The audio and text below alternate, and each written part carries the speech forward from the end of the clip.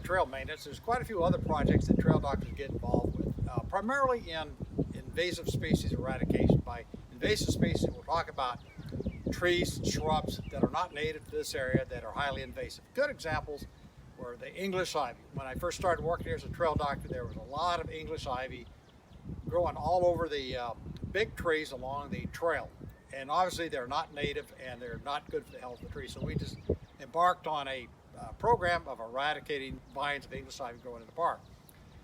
That program went well. So after that, we were asked to tackle the trees of heaven. Trees of heaven are non-native invasive species, came from China. They're brought to the United States back in the 18th century. Landscapers liked them because they grew very quickly. They're all over the eastern United States and even in the Midwest. They're throughout the park here. So we started a program several years ago, eradicating, first of all, the female trees of heaven, because they're the ones that each one produces hundreds of thousands of seeds. We accomplished that several years ago, and now we're working on getting rid of all the trees of heaven in the park, remaining ones, because we learned that they're a host for the spotted lanternfly, so which has not reached this area yet, but will eventually.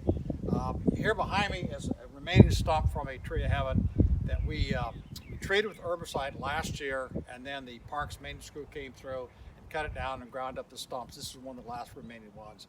After that, we tackled the infestation of Japanese stiltgrass. Again, a non-native species that was introduced 100 years ago. It's been used as packing material for porcelain products being sent from Japan to the United States, actually to Tennessee. It's worked its way up here.